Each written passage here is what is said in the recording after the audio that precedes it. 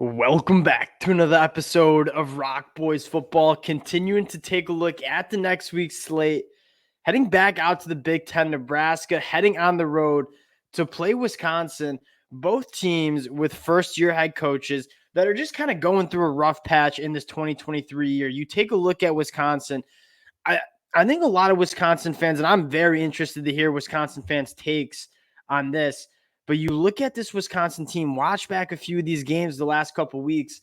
It seems like the energy, the intensity level, the execution just has not been there on either side of the football. And then you look at Nebraska, and this team plays their tails off, especially on the defensive side of the ball. But it is really hard to win a game in the Big Ten when the quarterback play is as poor and as inconsistent as Nebraska's quarterback play has been. You take a look at the numbers from all three quarterbacks combined against Maryland, 10 of 21, 4 interceptions. We've talked about this countless times over the season. Hard to win games when you're turning the ball over like Nebraska does. And that's the same thing that bit him in the butt against Maryland. Really excited to get into this one. And how I see it is an opportunity for both of these programs to get a little momentum, not only heading into the back half of the season, but into the offseason as well. Before we get into it, just want to say thank you to you guys, and especially to the Big Ten fans. This is a conference you guys know I love talking about. The amount of support you guys have shown the boys for all of these game breakdowns and these game previews, it means a lot. If you do enjoy the content, consider subscribing to the channel, and would love to hear from you guys in the comment section. Picks, predictions, takeaways.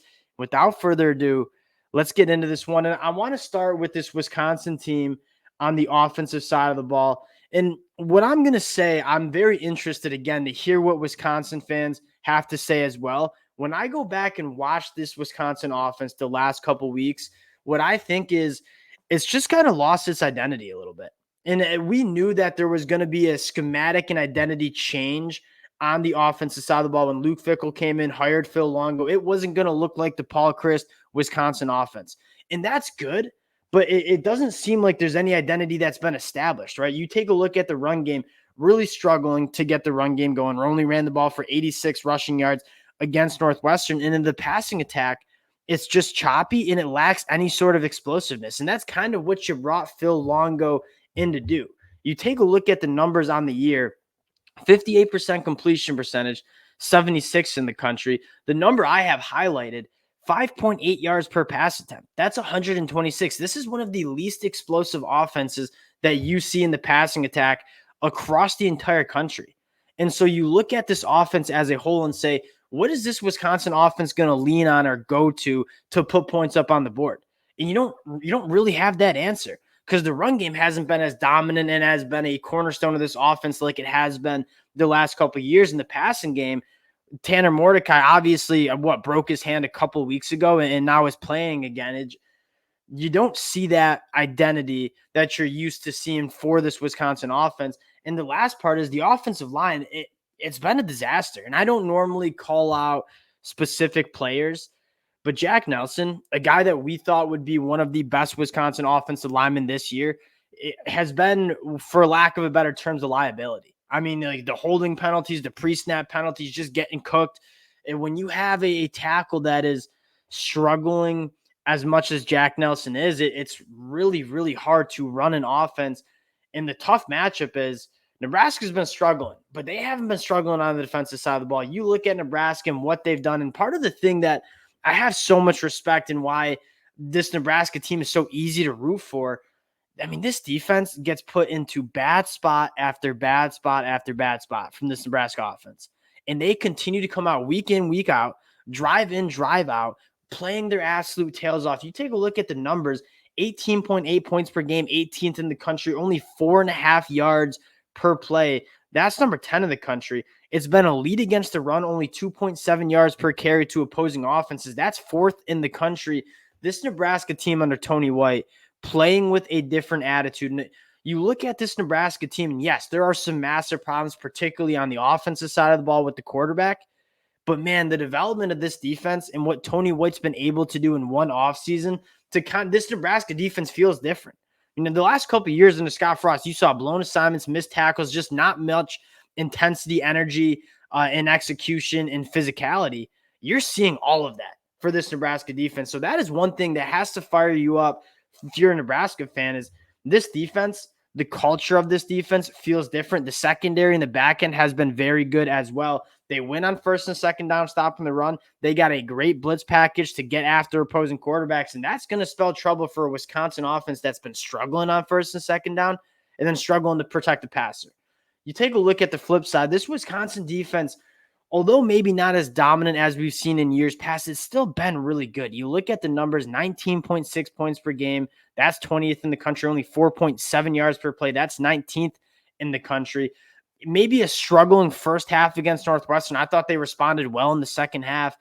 You're going up against a Nebraska, our offense that we'll start with the ugly. When your quarterbacks, you play 3 of them against Maryland, go 10 of 21 for 4 interceptions, it is extremely hard to win a football game with those kind of numbers. Not only just the turnovers, but the inefficiency and the lack of being a two-dimensional offense. I mean, these Maryland defenders are right in the box, pretty much begging Nebraska to push the ball down the field, and they don't have a quarterback that has the confidence to do so.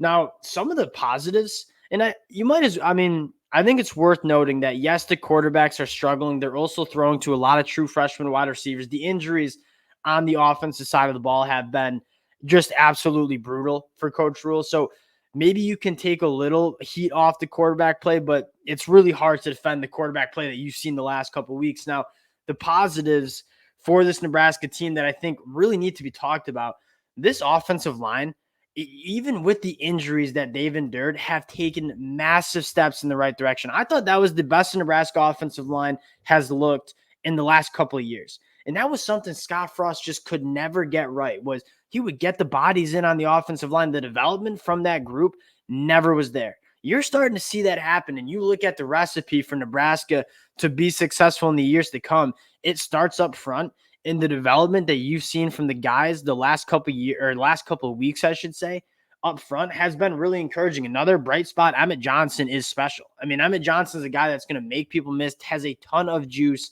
when he gets to the second level. This Nebraska rushing attack, although on paper maybe not the most explosive because they're going into 8-man boxes, it's been good. And so if you're Nebraska, like, you have something that's working, and that's the rushing attack. What the challenge is, and I don't know if it's going to get fixed in the last 2 weeks of the season, is can you find something that the quarterbacks are comfortable with throwing the football down the field? I mean, whatever concept it is, screen passes, pushing the ball down to the deeper third, whatever that looks like, can you find something, just something, that they look comfortable doing? I think ripping the ball up the seam to Thomas Fedone has been probably the best this Nebraska passing attack has looked. At the end of the day, though, it's really hard to have an offense that is going to consistently put points up on the board and sustain drives when it's so one-dimensional like Nebraska is. They want to run the football. That's their identity. Make no mistake about that. But it's hard to not have any semblance of a passing attack to go off of. And that's really what they're struggling with, is they just do not have any. The quarterbacks don't have confidence, and the play calling doesn't have confidence in the quarterbacks. And when you have that going on, that's really kind of a killer for an offense. Getting to the pick here, and this is an interesting pick. I'm kind of interested to hear your guys' takes. Nebraska coming in 5-point dogs. I'm going to go with Nebraska, and I'll tell you why. You look at both of these teams, they have things that they're struggling with. I would rather take a team that has the identity of running the football, and this Nebraska team, as much as they're struggling with the turnovers, they play their absolute tails off. And I don't know, Wisconsin fans, like, would you say the same thing about this Wisconsin team? I think you might have a select few, but you already have players calling each other out, essentially, in terms of, do you want to be here? Do you want to be part of this group? That's not something Nebraska's struggling with. Yet they're struggling with stuff on the field and executing on the field and turning the ball over. They're not struggling with their effort level, and they're not struggling with the culture that's been put in place with Coach Rhule for Wisconsin. And I'm not saying it's not going to get better. I mean, this stuff happens when you have a first-year head coach. But when I watch this Wisconsin team and I listen to some of the Wisconsin players talk after that Northwestern game, it sounds like there is some internal stuff that's going on, and you see that on the football field. Like, this team just is not playing, and it's not flying around. The intensity level is certainly not there. So you ask me to take a team that they're both are struggling, I'm going to go with the team that is playing harder, giving a little bit more effort. Seems like it matters a little bit more. to Nebraska than it does Wisconsin. It's not a shot at Wisconsin. It's not no means of what I'm trying to do. I'm interested to hear what Wisconsin fans have to say because that is the vibe that I'm getting. Let me know in the comments section. Appreciate you guys rocking with the fellas as usual. Again, if you do enjoy the content, consider subscribing to the channel, and we'll talk to y'all later. Peace.